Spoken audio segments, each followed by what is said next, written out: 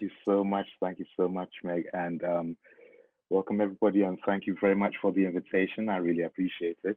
I'll just share my screen to start with, and then we'll get going. Yeah. Mm, Okay. Now let's see if we can make this a full screen. Yes. Come on, full screen. Anyway. So again, thank you for the invitation. Normally, when I'm giving a talk like this, sort of, I would have quite a few slides, and I'll sort of go through them all, try to um, work through and show you sort of the problem that I'm addressing, show you a model that I'm using to sort of analyze that problem and walk you through the way I'm thinking about it. So normally I would have, well, for half an hour, I'll probably have about 10 or so slides, but this one I'm only going to have um, about 3 or 4 slides, and I'm going to do something unusual, which is based on the fact that time is limited. So I'm going to read from a semi-prepared script because I want to say a lot and I want to try and get a lot in so that I can get everything in. Otherwise, I tend to get a bit distracted and get carried off in a certain tangent, and perhaps I don't end up saying anything. Now, I must apologize. I'm not too sure what's happened with my uh, PowerPoint there, but it's not enlarging to full screen. But it's not many slides, so I think you'll still get the gist of it. Um, I kind of don't like PowerPoint sometimes, but you have to use it anyway. So here we go. If you're all comfortable, obviously the some of the issues that I will raise within this brief talk are contentious issues, and some of them might make you feel a bit uncomfortable or a bit sort of unsettled. Don't worry, this is a safe space. I'm here. We're here to discuss this sort of as a group, as a community. Trying to make the world better, so to speak. So here we go. In many ways, the COVID-19 pandemic has functioned like an X-ray on society and exposed profound challenges to generally unquestioned notions of community sustainability and resilience, which have frequently escaped scrutiny by being hidden in plain sight. Now, during this period of unforeseen crisis, uh, sorry, which has disrupted almost everything we know, many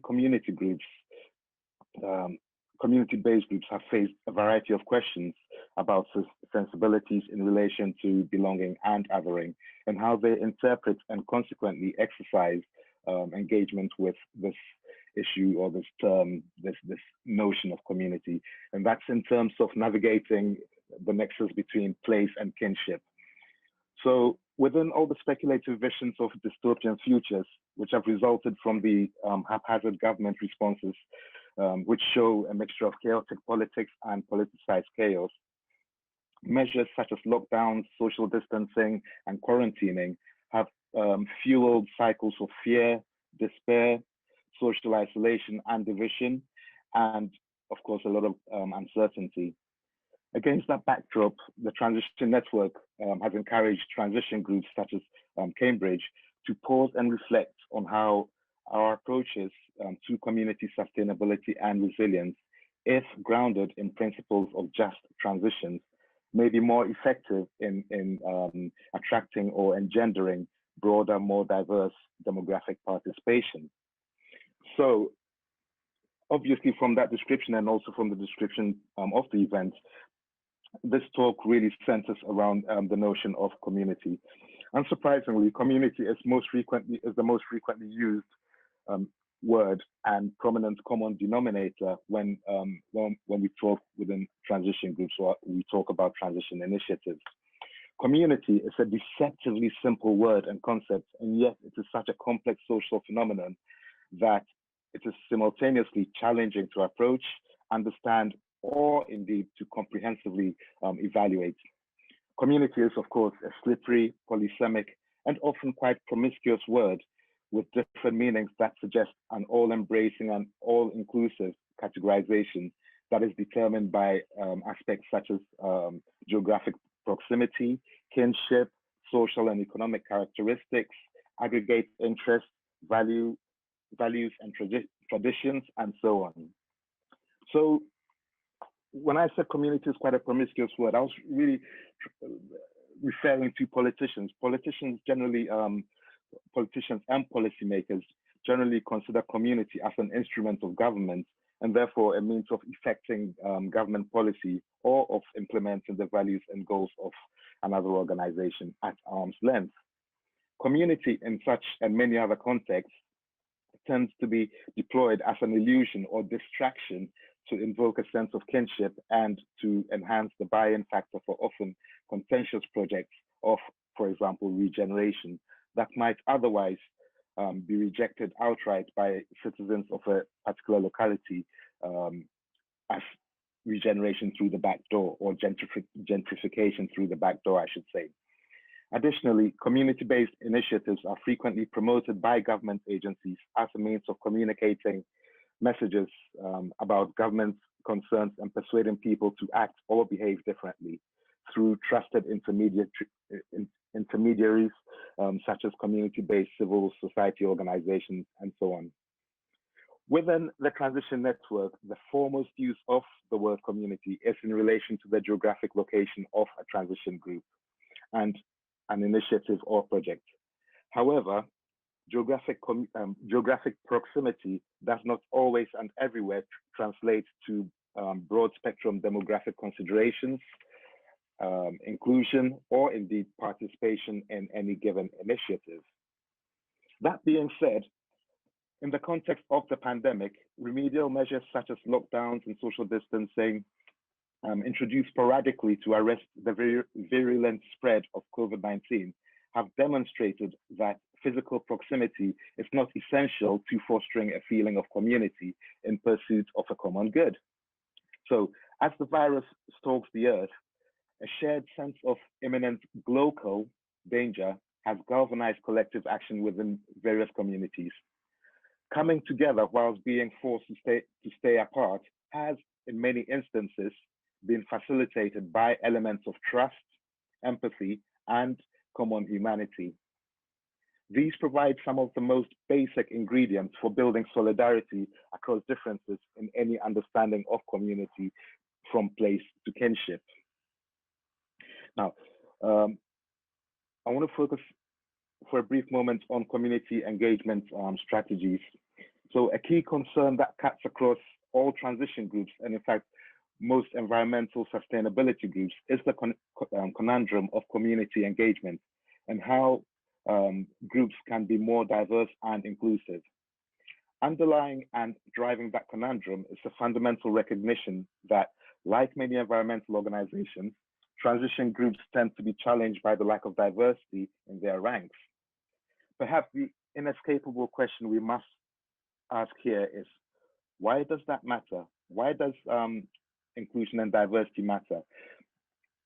My response to that question will be that beyond the familiar response of, well, it's the right thing to do, there is a growing recognition that diverse groups are much better at solving complex problems, managing risks, identifying gaps or shortcomings, and seeing unseen opportunities to foster greater innovation and adaptability, which are all important ingredients for sustainability and resilience.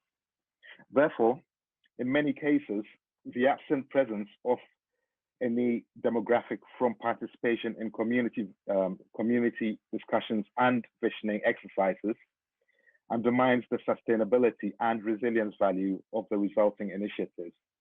And in certain circumstances, that may actually sow seeds of division within the community. So a vital factor in attracting a diversity of participants is to identify the concerns of a broad spectrum of individuals and groups within the community wherever you are.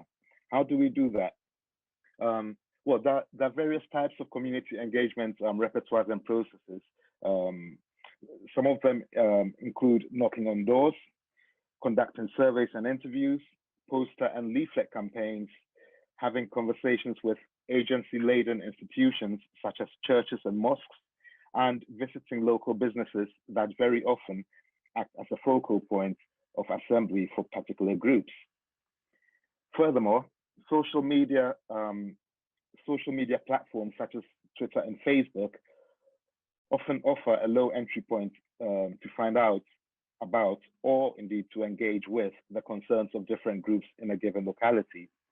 So using any or more effectively many of these approaches helps not only to map out the key issues of concern to individuals and or groups, but also crucially, it demonstrates recognition, which is an essential precursor to addressing many manifestations of injustice. So arguably, community engagement strategies and processes with regard to issues of enhancing diversity and inclusion present the greatest challenges to the virtuous ambitions of various transition groups across the country, such as in Cambridge, as they try to tackle what we call the wicked problems of environmental sustainability and social justice. This points to some persistent problems that are, as I said at the beginning, often hidden in plain sight. And by wicked problems, I mean problems that are intractable in many ways. So they're very difficult to pinpoint the locus of their origin, and also to come up with just one common fix for these problems. Those are wicked problems. So issues of heterogeneity and unequal relations of power dynamics mean that geographic location or proximity does not always equate to collective interests, and in turn, collective interests do not necessarily lead to collective action. This is particularly notable where, for example, there are imbalances in available resources, cultural heterogeneity, ethnic and or class tensions, transient populations, and so on and so forth. Now, talking about issues of transient populations, in Cambridge, for example, there's an estimated population of 129,000 people, and that includes 25,000 students. So this makes Cambridge quite, the population in Cambridge quite transient in certain respects, obviously during term times and so on. Of course, that's changed a bit with the pandemic and the new normal that we're faced with. I looked at a survey of a census of Cambridge, and in 2009, the ethnicity of Cambridge, of the city, was reported as 73.5% white British, 8.4% British Asian, 7.1% white other, 3.1% Black British, 1.1% white Irish, 2.4% two or more races, and 4.3% Chinese or different ethnicity. So then the question becomes for Transition Cambridge, does Transition Cambridge mirror that diversity within the groups? I suspect the answer will probably be no, but we can talk about this when I finish, when we're done. Okay, just go to the next slide, and I'm so sorry you can't see the full screen. So we find ourselves at an important hinge point in history where, as I said at the beginning, the pandemic has disrupted almost everything in space and time. Against the abject failure of governments around the world to address the overlapping climate and ecological emergency, as well as the crisis of persistent inequalities that shape social and global justice, social movements such as the Transition Network groups have adapted to unexpected circumstances and been particularly active during this challenging period. So change is coming, and as Arundhati Roy said, another world is not only possible, she's on her way. On a quiet day, we can hear her breathing. So grassroots organizations will help will help shape the change that is coming, I believe. And in many respects, during the pandemic, grassroots organizations such as the Transition Town groups have taken a leading role in engaging in mutual support, providing basic needs and solidarity in their community and beyond. In this period of social distancing and isolation, social movements help to build ties within communities. The networks of social movements are almost entirely organized from the bottom up and focused at the neighborhood level. They have extensively relied on social media to organize under the lockdown and social distancing conditions, Posters, leaflets, and conversations are indispensable to reach neighbors of a certain generation, particularly of a certain generation who are less connected online, for example. Taking part in the neighborhood solidarity group is also an individual and collective learning process. Active participants learn to organize from the bottom up, often in horizontal ways, which become familiar with new usages of social media. So progressive movements such as the Transition Network consider the COVID-19 pandemic. Yes, it's absolutely disastrous for humanity in many ways, but it also presents an opportunity for humanity to take its future in its hand at a time of rising inequalities and when the economic system endangers life and the planet itself. However, there's no easy path leading from the pandemic to a better and less unequal world.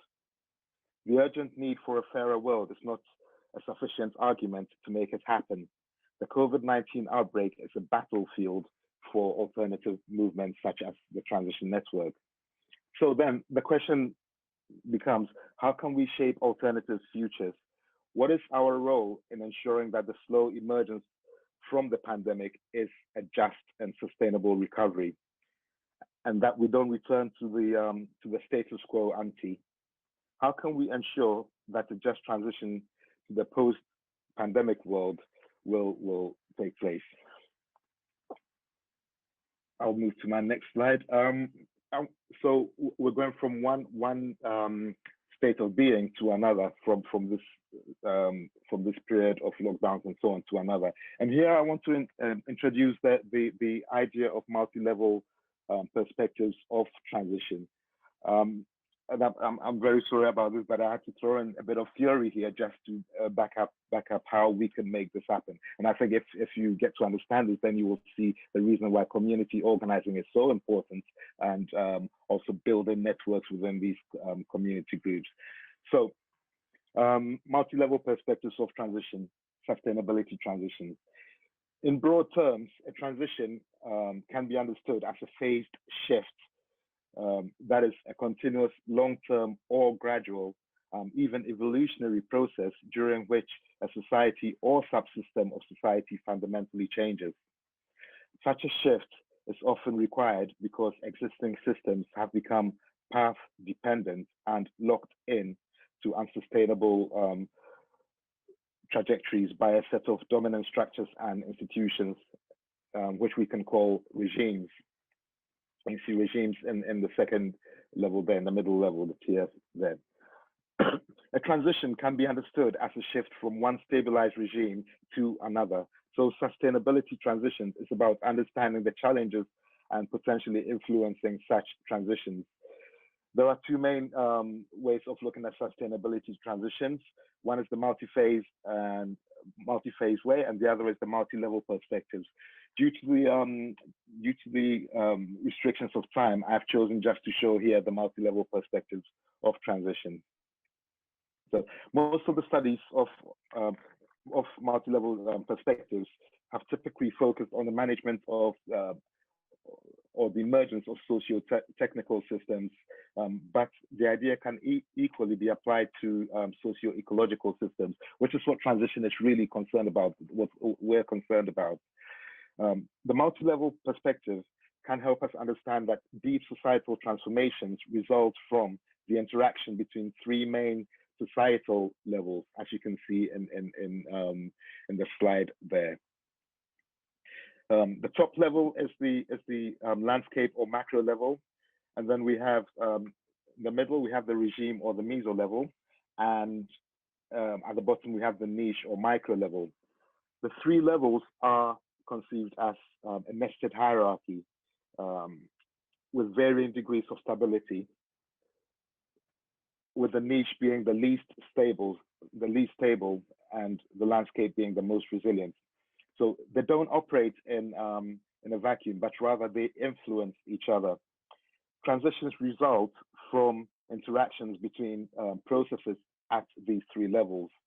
So, for example, the niche level, niche innovations so social innovations within communities, for example, build up internal momentum through learning processes, performance improvements, and support from powerful groups. Then changes at the landscape level create pressure on the regime, and destabilization of these processes enables the breakthroughs of innovations that perhaps started at the micro level, the niche level. So what does this all mean? To help us better understand this, in the argument that I'm trying to put forward about how we can achieve transformative goals as we move into a new world from the pandemic, we can think of the macro, the landscape level, as the external structure or context for interactions of different actors. These factors may, for example, be economic growth, immigration, broad political coalitions, cultural norms, climate emergency, ecological crisis, and other such things. We can think of the regime level, the middle level, as a set of rules or the norm of processes or technology, skills, corporate cultures, and different things embedded in institutions and infrastructures that they have been around, generally have been around so long we take them for granted.